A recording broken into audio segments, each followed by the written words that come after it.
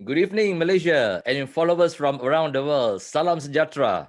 We are pleased to have with us Mr. Anas Zubidi, who is the Managing Director and founder of Zubidi Sdn Bhd, a training and development organization. He and his team specializes in personal and organizational change, marketing, sales, and creativity, among others. He believes in a unified culture, to accept changes and to work together as Malaysians. He has written many books on national unity. He's a true moderation advocate, and that he has received many awards for his work in national unity. So good evening, Anas Zubidi, my fellow Penangite. He Yes. and I share something in common. We will talk about it later. Both of us are known as Ahui. Okay, it's a Hokkien name. Okay, Kyong Hee Hoa Chai, Chapa Boy Ahui. Cepat lah. Chapa Liao. Wah, lu chia nasi kandar bo. Oh, suka chia lo ni. Suka chia. Suka chia lo.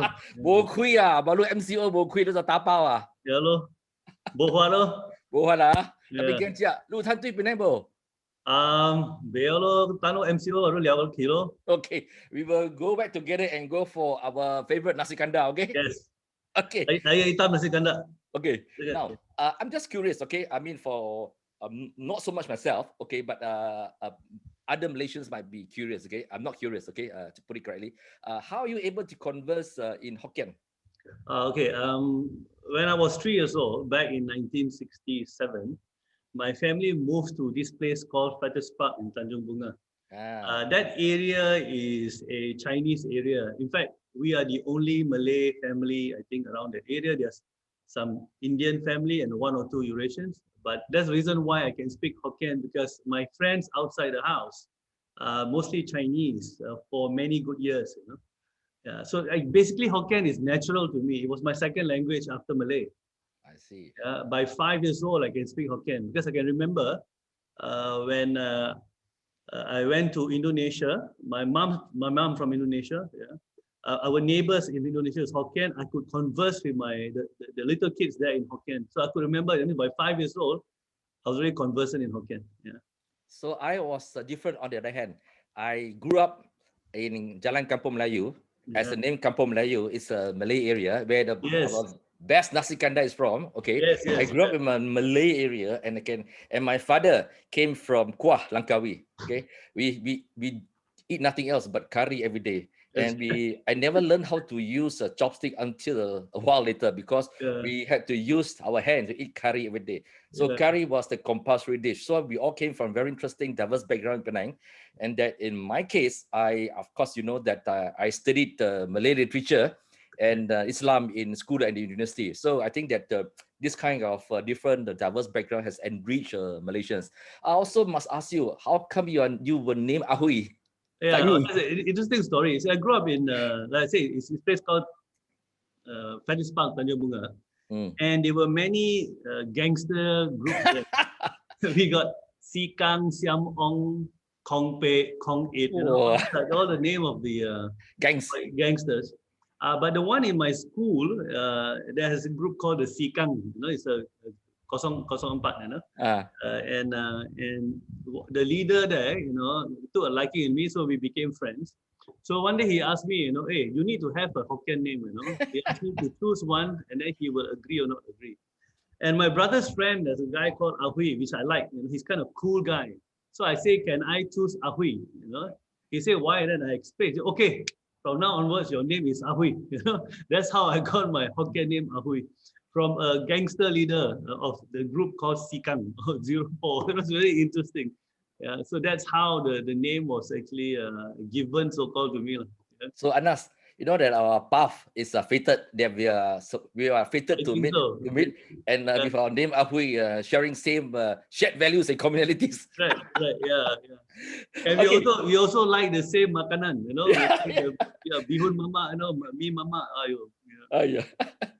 Okay, Anas, you know that tell us more about your company and its philosophy. There are many such companies which does training and development in Malaysia. Okay, now, but yours is different, because that you have a very diverse staff, and that I know that when you carry out courses in your work for organization, you actually have a module we stress about the importance of dealing with diverse culture. Right. Why do you have this important module in your work, and why do you have this diverse background, people with different talent and in their philosophy, which is really different from other companies? Please Yeah. share with us. Thanks. What happened was after my graduation, I joined a multinational, and during the multinational, I thought, what should I do after 4, 5, 6 years? What should I do on my own? And I decided to set up a business entity because after seeing a multinational, how effective and productive they are, I thought my platform for change should come from a business organization. So I created a business organization, but at the same time, I said, wait a minute, I have a calling. My calling is to unite people and to promote moderation. So I said, okay, why don't I create a business organization? And at that point of time, I was debating between advertising type of business or training business. And I said, okay, why don't I do training, because I'm more passionate about teaching. And training also allow me to meet from the CEO right down to the dispatch clerk, when you do training, right? Yeah. So I said, okay, but I have to create a philosophy of running the business. It must have what you call connected to uniting people. So our core values is to unite people. That is Zubedi's core, to unite people. Once you have that kind of branding core value to unite people, everything else must come from there. Even when we write our program, we say, you see the programs we have. For example, we one of the first to go into managing across generation. How to unite people from different generations. How to unite people from different departments. How do you unite people from different cultures within the organization? So obviously, from a business angle, that the idea of unity also works. Besides that, of course, you know that I wanted to make enough money so that I can promote unity using my money, so that I don't have to be beholden to any political masters. Yeah. So that's the reason why when I have profit, we started doing a lot of what you call that unity campaign and moderation campaign. Of which one of it is the ads we do, wonderfully with the star, the full page ads. So the company from the very beginning, the philosophy, there's this 3 P's philosophy. We must make profit because we're a business organization, but we must think of people. So how do we put people and profit together? And people and profit is in a basket called the planet. So how we make sure the planet, our earth, our humanity become good. So that's the philosophy of the company. And somehow or another, I believe that as a entrepreneur or businessman, we need to find our passion and calling and monetize it, so that you can actually make some money. I do not want to be poor. To be honest, I'm not the Buddha of Muhammad. so yeah, but I want to make sure my family is comfortable and all that. But at the same time, I want to make sure every day I wake up, I go to work, I can work for unity and moderation. And by creating an organization, a business organization, I managed to be a very happy businessman. Yeah. So I'm not doing something because of money, I'm not just money. Yeah. So, but, yes. Sorry, you know that you have your very diverse background of your staff, your team. Okay, I'm also a believer in that, because that when you have a multiracial team and even a multinational team, you get different perspective. Okay, but okay, I'm also a practical Chinaman. Okay, Yeah. I always tell my colleagues, it doesn't make sense to have organization. When I look at organizations, okay, media organizations, okay, because I come from the background, you have media organizations that's entirely Chinese, entirely Malay, or entirely Indian. Maybe it's because of the language issue, and of course because of the requirements of their companies. Okay, but in the case of English language media, we are quite lucky, and I always emphasize that, look, you must have multiracial group, because it gives you a different perspective, diverse views, and of course because of the background of their various background, they can reach people of the ethnic group much better, and they get much accurate information. But there's also another thing. Okay, when I was the CEO of the Star, I had the Malay secretary and of course an Indian driver. Look, I always tell people, we cannot be all taking off at the same time, right? Somebody got to work. Okay. Yes. So if everybody is off on Chinese New Year, everybody's off on Hari Raya, who's going to work? Okay. So it is a practical thing which many people do not realize it. So as we talk about our strength, okay, as Malaysia as a strength, that our strength, because the Chinese are Chinese educated, they speak Mandarin, then they can deal with people in China. The Malays and the Muslims, they can deal with this huge, gigantic Indonesian market and their friends. And Middle Eastern. In the Arab countries, and of Indians with India.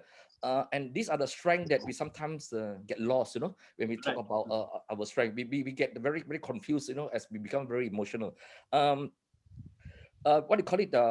You do this video, which involve actually your own staff and their talents. Yeah. Okay, most companies, because they have the resources, they hire some fancy creative company to do these ads. And I always wonder why every Hari Raya and every Chinese New Year we need to cry first before we celebrate. We believe in tearjerkers, oh my God, you feel very bad and after that we're happy. Okay, this is the Malaysian style of celebrating videos, must cry first. Okay, but yours is slightly different in a sense that you get your staff together to work.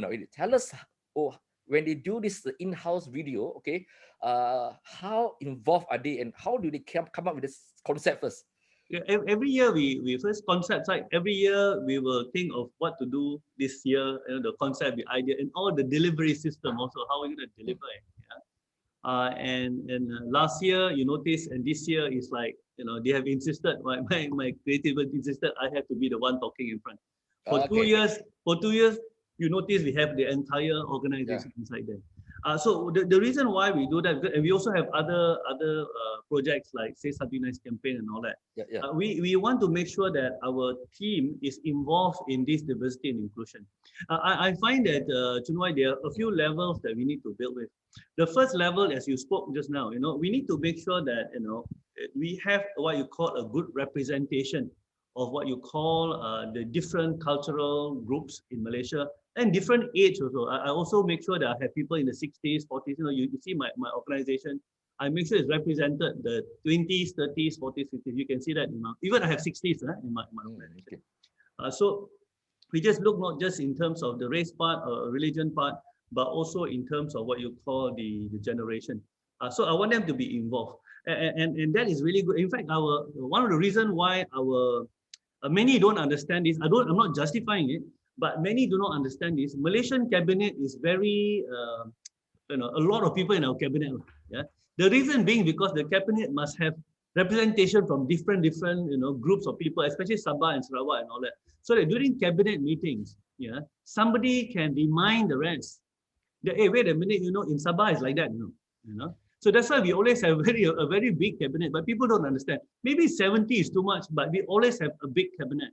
And that's something Malaysians still do not, unable to understand. Now, that is the first part.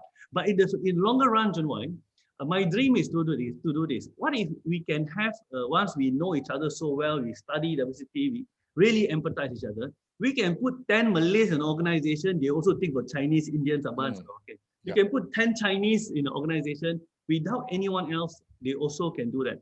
But we are not there yet. So that's the reason why we need to have all these, what you call, different groups of people coming together. But we are not there yet. But at Zubedi, I'm very happy to tell you, Sunoy, you will find 3 tudung clad women putting up Christmas tree. So in other words, we want that. We want to be able to see a non-Indian, let's say non-Hindu, able to empathize the Hindu because they understand the Hindus. Similarly, in terms of male-female, we want to make sure that even though in our organization, let's say in the committee, they are all male, but they also think for females. And not just all of us are not OKUs, you also think for OKUs. But that's a very higher step. But right now, we are still at where we need representation.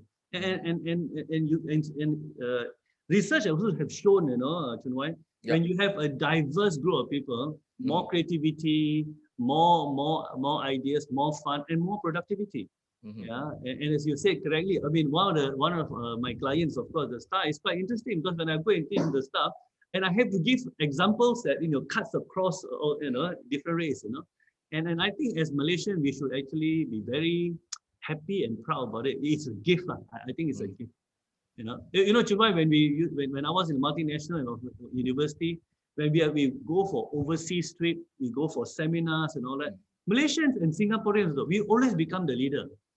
Why? Because we know how to work with different cultures. We always become the team leader. Every time we go overseas. Why? Because we know how to compromise between what the Indian want, even in international fashion. So that's what we should do. We Malaysians must understand. We have a gift. God gave us the world in one place. We got that Anas, you have slightly back to the modules. Okay, I know that you remember talking about you sort of like explain to your clients, okay, why they must have this the need to understand the diverse culture.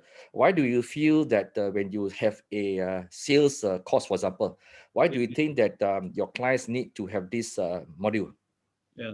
Well, the first thing is we have to know salespeople have to deal with different what you call, especially what kind of product you sell, Mm, different customers, and you must understand to, for example, when you don't go to a Chinese shop in the morning and ask for payment, mm. you need to understand that culture. Yeah, So Batang. Sorry, Bantang, sorry, sorry.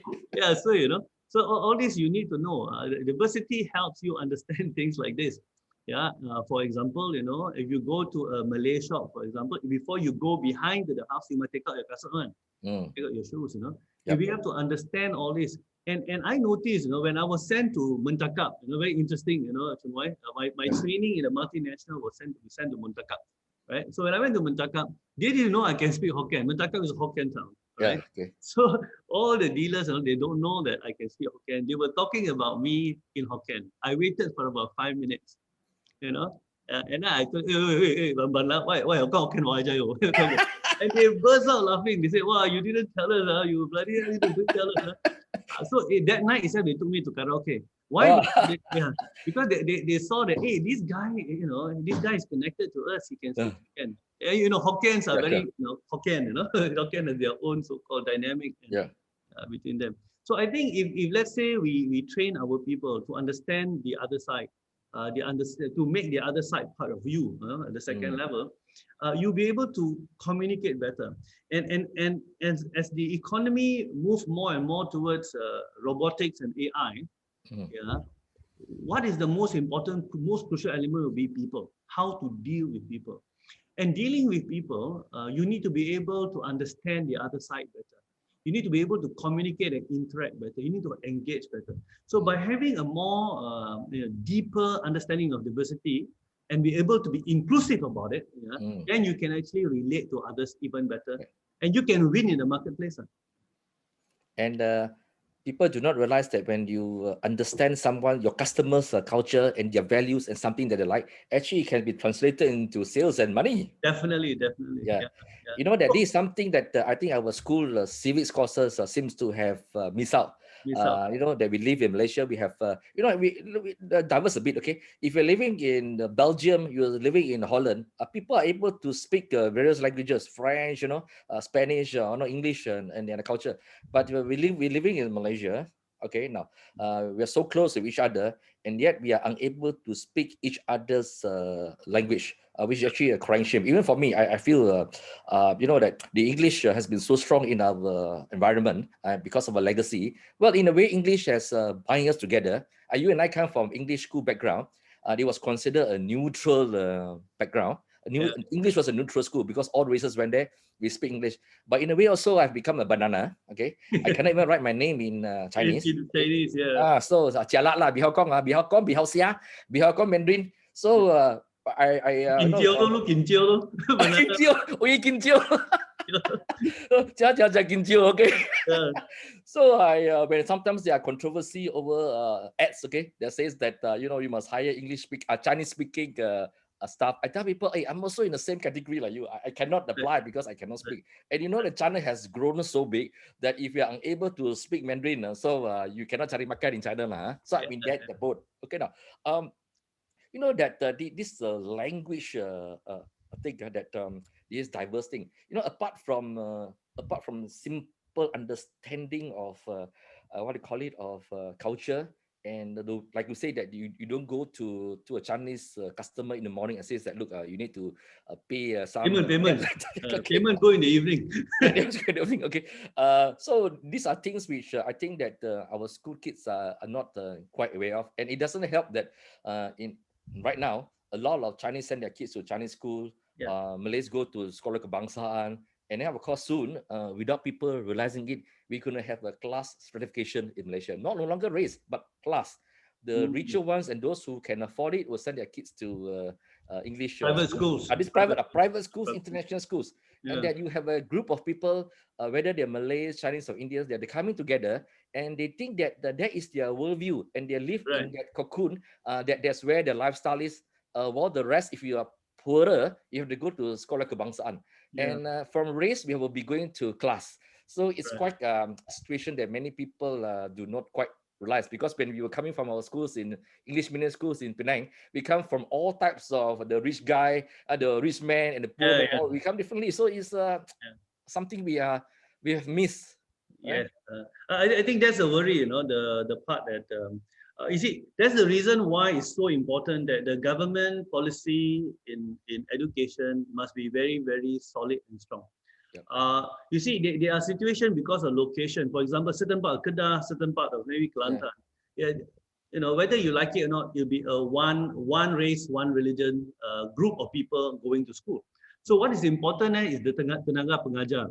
The teachers must be from different background, including Sabah and Sarawak. So similarly, you know, this is important because and make sure that we have good teachers, because as a young kid, when you look at let's say you are a Malay kid, you look at a very nice, kind, let's say Chinese teacher, you have what you call a conceptual framework of a kind Chinese, a kind Indian. So, so I think it's very, very important that if for the short term right now, is to make sure that, you know, we have multi-racial representation of Malaysian as the school administrators and teachers. Same goes, for example, like Maktab Sains Mara or UITM right now. UITM now majority are what we call the Malays. But what we need to make sure is the lecturers, for example, must come from multiracial, not just multiracial. University is concerned, must also be global.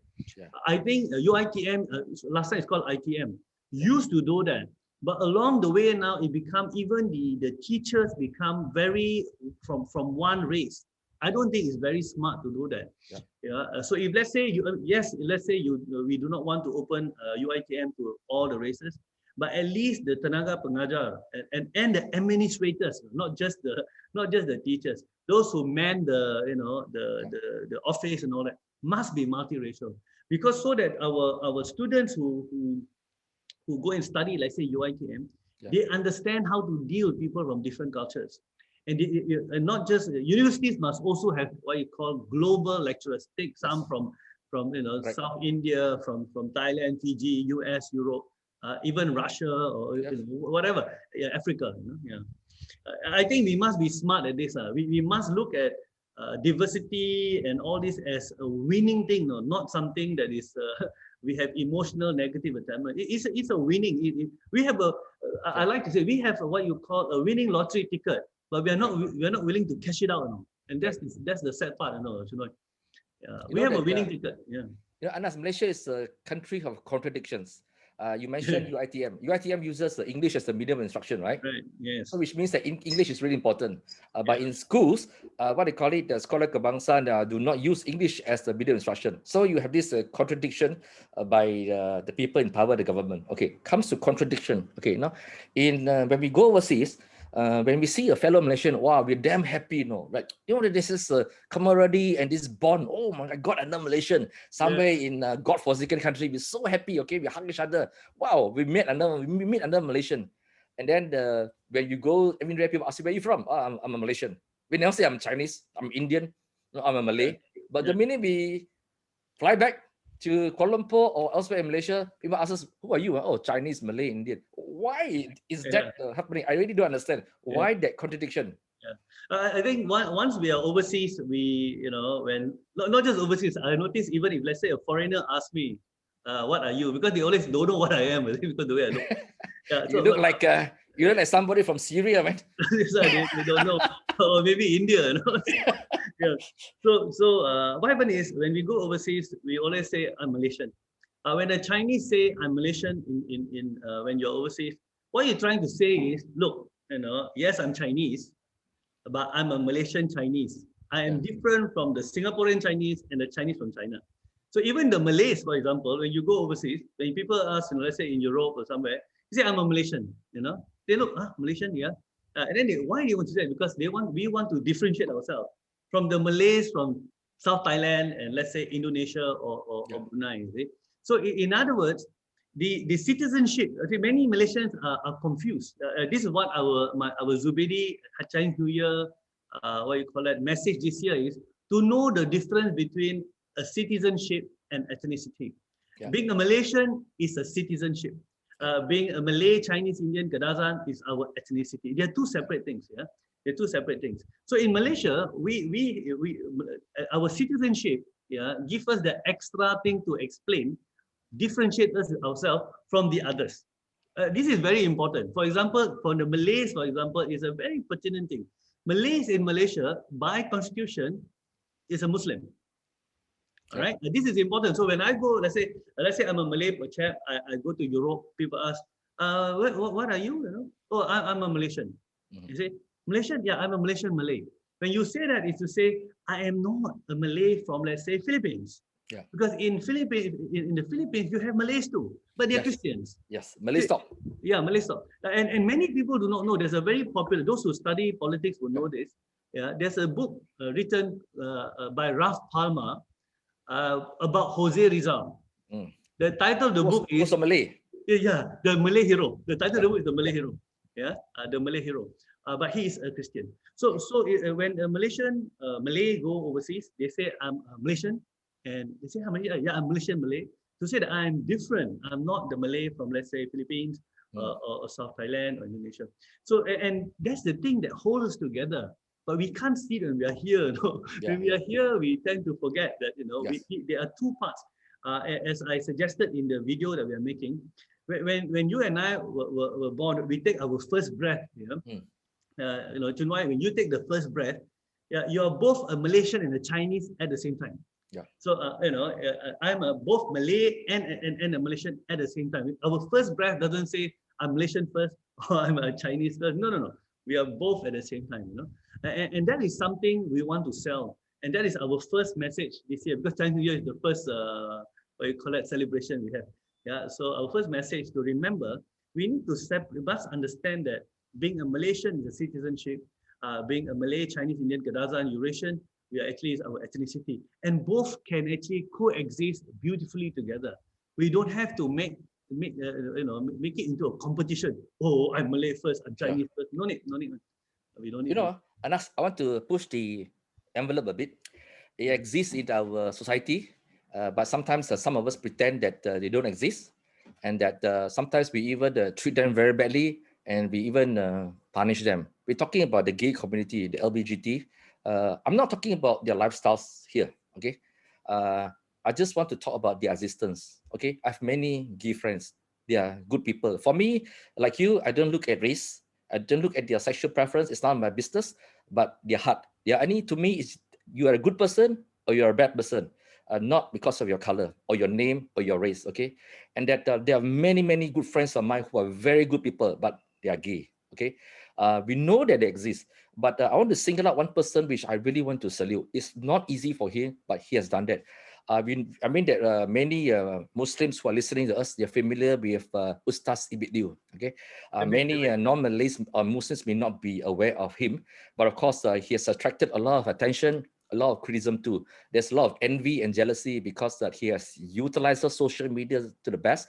He has given what they call it, financial aid, resources to people from all races, and that for me, in following his move, okay, I find that it's amazing that he could actually go to the lorong, in Chowkit and talk about to the gay community, sharing with them, and he has, in all this video, he has never lectured them or tried to spin the moral message to them. He even hugs them, which I think is like, okay, Chun Wai, can you actually do that? I myself am not too quite sure, okay, in the lorong, okay. He hugs the gay community and tell them that, look, Allah is with you, okay? Allah loves you. That's all he says, okay? And you can see the tears that streams down from this gay community, the LGBT group, and he tells them, look, I know that your family has ostracized you.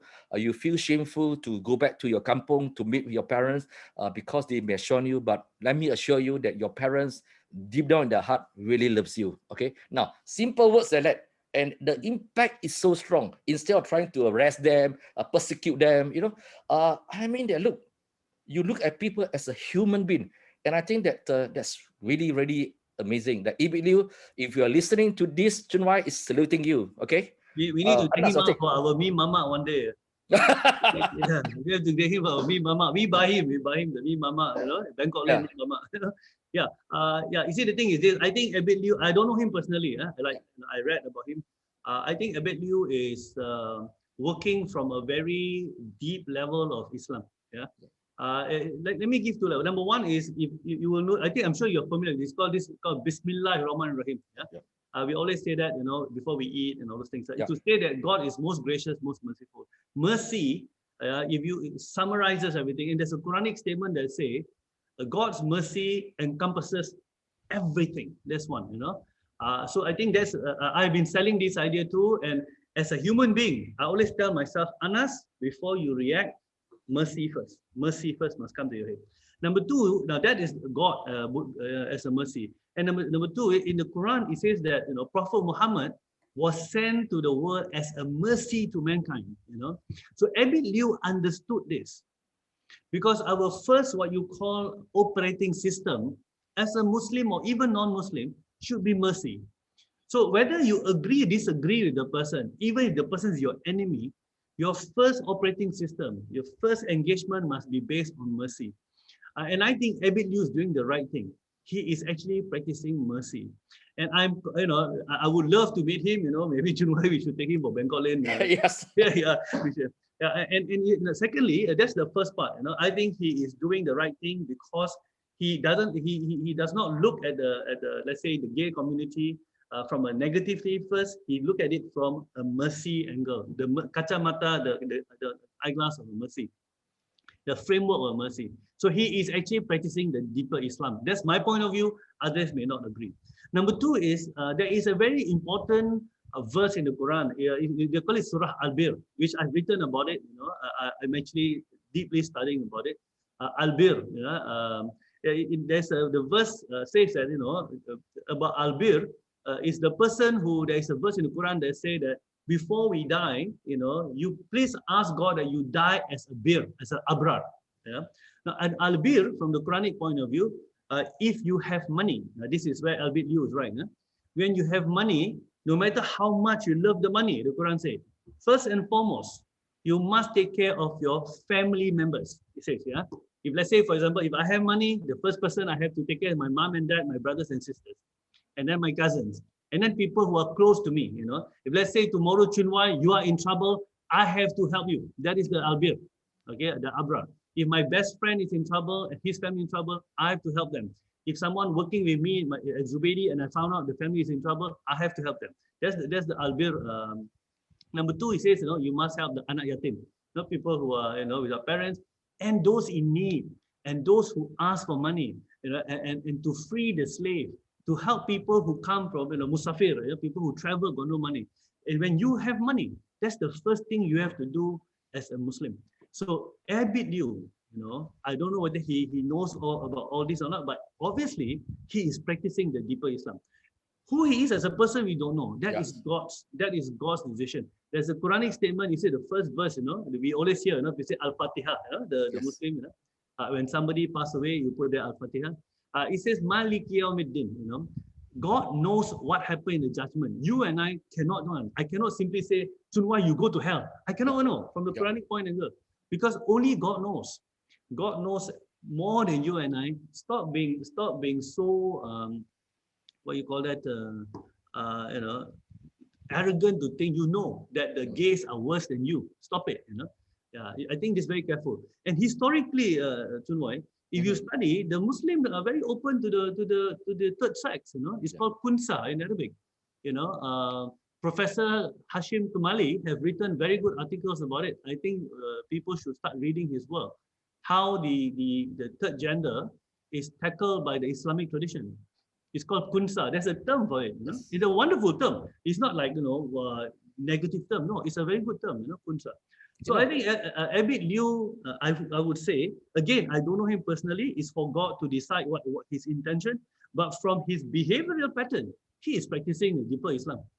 Mercy comes first. Yeah. Anas, sorry. You know that as a student of Islam, I started studying Sejarah Islam in Form 6. And when I went to University Kebangsaan Malaysia, I had to do a course in Islam. And that as a student and continuing to understand, okay, and learn the Islam, one of the keyword that has always struck me is the word compassion, okay, in Islam. So the word compassion has always stuck onto my mind.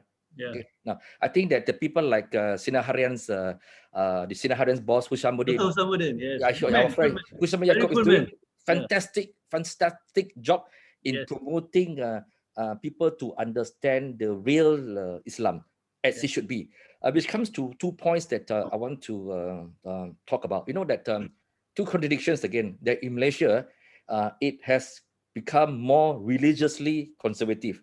For non-Muslims like me, I find even this sense of discomfort that there are more and more layers of imposition of things which is values interpreted in a way by some people, so it becomes stifling at times. You can't do this, you can't do that, you know. And then at the same time, if we have become religiously conservative, my friend Tan Sri Johan Jafar used the word Talibanization of Malaysia. Okay, now if we have become religiously conservative, by right, there should be less corruption. But in Malaysia, corruption has increased. So there's a contradiction. And then at the same time, we have politicians and personalities who has uses religion in this industry is Islam to push for their own agenda. There are people who say that, look, we rather accept a corrupt Muslim leader than a clean non-Muslim leader. Why is this happening? Junwar, I think I may have shared to you this in May 5th, GE13, on the day of GE13 at 5 p.m. after we all went to vote, I wrote an article and predicted that they will have a stronger Islamic flavor after GE13, extremely stronger. And it has happened. Actually, I suggested at that point how either is past UMNO pass, or a third party will come, which actually has happened. And the fact that the idea that Islam will be more and more entrenched in our politics and our life is a foregone conclusion. By 2050, I think there'll be 70-80% Muslim in this country. You look at demographic and the birth rate, and it is obvious that there will be more and more powerful tool to win political support. So now no longer talk about Islam will become a bigger flavor or not. It's what type of Islam is going to. So we need to deal with what type of Islam it is, because this is going to happen. It's happening in India, in the Hindu Saga, and so in Malaysia too. We are moving towards it, but we need to make sure that what type of Islam, and this is the real issue, one issue. Now, in terms of what you're saying about the do's and don'ts, I'm going to say something a little bit controversial. There are 2 types maybe of popular culture about religion and God. There are 2 types of God. You don't want to put it this way. One is the real God, and one is the God that's created by man. The real God, if let's say I look from Islamic perspective, you can probably find it from a biblical perspective, from Islamic perspective. The Quran says in, let's say, 22, chapter 22, it says that we did not send you the Quran to make your life miserable. There's a statement in the Quran. We didn't send you Quran to make your life miserable. So the Quran was sent to make your life easier, more powerful, more keep your potential and all that. So in that way, the Quran is actually libertarian. It's very, very liberalizing. You follow the Quran. Women can go can own businesses. You're allowed to actually. There's no compulsion in religion. These are extremely liberal. And then we have a religion that's created by men. A religion created by man has a lot of do's and don'ts. You cannot do this. You cannot do that. You cannot do this. Everything there's law on. No. Religion that's created by men has to have a lot of do's and don'ts, so that they can profit by teaching about those do's and don'ts. So it has become what you call a business, business formula. It's a business formula. If you don't have a lot of do's and don'ts, then I've got nothing to tell you. You don't have to listen to me. And also power. It's a power. It's a power. So that's one part of the story. The second part of the story, the one that you said earlier that about you should I think did you say about voting you must follow a Muslim leader even though he's wrong? A corrupt Muslim leader is better than a non-corrupt non-Muslim leader. I think this is so wrong in so many levels. You know, the Quran say very clearly, you only follow what is right. You know, it didn't say whether Muslim or non-Muslim say it. What is right? Let me give an example. When Sayyidina Abu Bakr became the first caliph, he says, you know, I'm not the best among you. When I'm right, you follow me. When I'm wrong, don't. That is a very popular. If you study Islamic history, Sayyidina Abu Bakr says, do not follow me if I'm wrong. And that is Sayyidina Abu Bakr, no, the number one Sahaba Nabi. Number one. Number two, let me give another story. Now, during Prophet's time, this is the Prophet, this is the Prophet. You know, when a Prophet says something, yeah, and they don't agree with Prophet, the Sahaba, his companion will ask, is this from you or from God? And if he says, no, this is from me, he says, then we don't have to follow. Now, that is how they it was. We are not talking about non-Muslim. Even if it's not from Muhammad, if you don't agree, they say we're not going to follow. But it's from the Quran, we will follow. So there's so many levels of what you call mistake here by saying that you must follow a corrupt Muslim leader, but you don't even follow a good non-Muslim leader. Now, another story you can find out. Many Muslims forgot. For 10 years, Prophet Muhammad was living with his uncle Abu Muttalib, who was never a Muslim, who protected him. If not, he would have died. He would have killed him. He was a non-Muslim who protected the Prophet. Because when he first started, he hasn't the kind of power.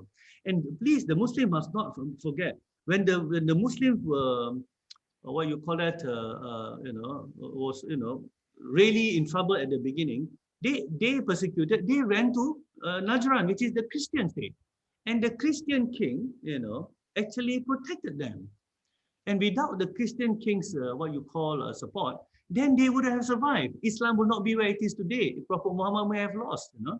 So all this happened. And finally, I think I want to explain this. I think I did this in the last Christmas ad. Many Muslims do not know this. Prophet Muhammad, during his time, was rooting for Christian Rome against the Sassanid Empire. And the Quran actually, tell Prophet Muhammad, don't worry, and his companion, don't worry, the Christians are going to win the war, even though they are losing right now. And the Quran say, don't worry, in a short while, the Christians will win over the Sassanid Empire. And you too will rejoice. And this is the Quran.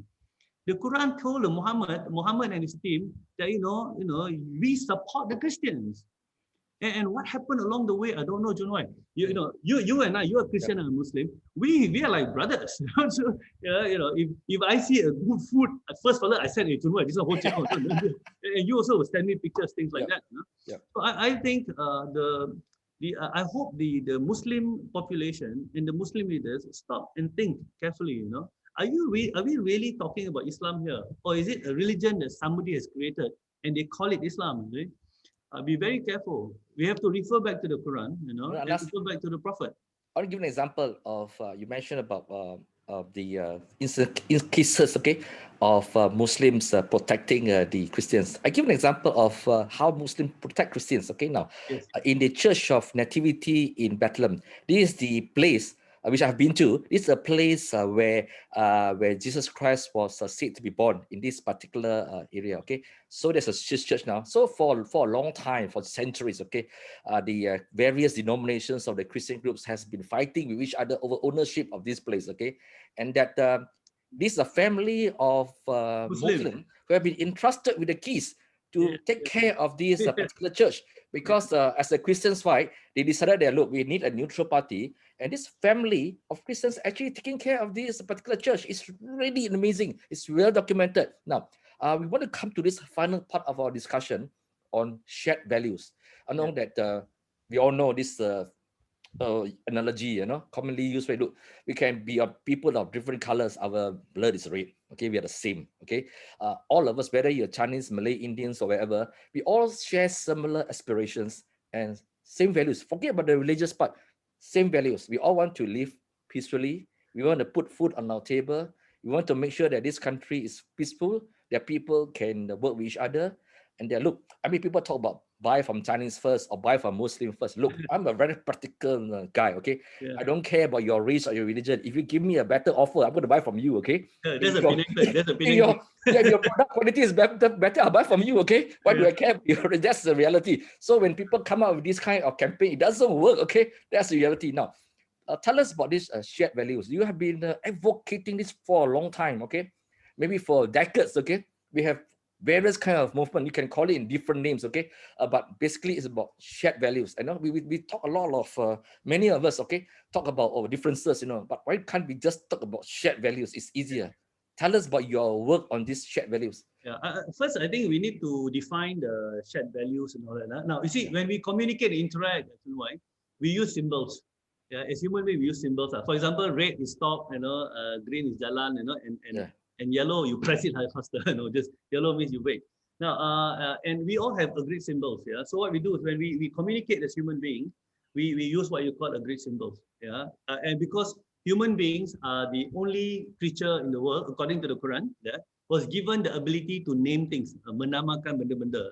If you read the Quran, it says humans are given this strength to conceptualize and name things. So we have what you call these agreed symbols. Now, agreed symbols is what we understand at the mind level. There's another level of communication. We call shared symbol. Symbol that we share. Symbol that we share means is something we share at the heart level. So Malaysian flag for you and I is a shared symbol. Somebody burn it, we get angry, Yeah. Because it's a shared symbol. So shared symbol is the deeper communication between human beings. So this is where we call it shared values. We use symbol shared values. So we need to look at shared values that we can bring us together. What do we share? We hate to see children in pain. We do not want to see children, but Abid Liu can see this. It is. You see, when Abid Liu does things, he does things based on shared values. And because of that, he attracts not just the Muslim, he attracts everyone because he's a shared value. Yeah. So in other words, helping the poor is a shared value. Being respectful to our parents is shared value. Yeah. Making sure we care about each other during the COVID-19 crisis and make sure that we stay one meter apart, is actually a shared value. It's not an agree. We agree on only the mind level. I agree that okay lah, I'm not going to scream at you, but in my heart I'm still angry. So shared value is the deeper level of what you call communication. So when we talk about shared values, what we want to do is we need to try to identify shared values and we pay attention to them. We pay attention. For example, I can see my mom will say something like, "Oh, dia tu Cina, bukan Islam, tapi dia baik tau." My mom will say things like this. Now, a simple person also can see when somebody practice shared values. Now, if we pull shared values together, helping the poor, against corruption, for example, when Dato' Husamuddin talked about against corruption, I mean, you agree, I agree, everybody agrees. It's a shared values because we know corruption kills our nation, So these are shared values. With the more shared values we pull together, the better we become as one. And that's why we want to push for it. So you brought up a very interesting thing just now about buy, let's say, Muslim product first or Malay product first. I think that those people, I mean, I would like to break it into two, because we don't know what's in someone's heart. Maybe that person who say it, let's say we take positively first. The person who says that because he saw a lot of Malay products at the ground level or Muslim product at the ground level, the small businesses are not doing well. Yeah. And I think you and I would agree. And I also want to support them. For example, remember, Chunwai, when during the first part, you were wearing this, the cloth, what you call it, batik one. And then that person who did it also used the money to help the poor.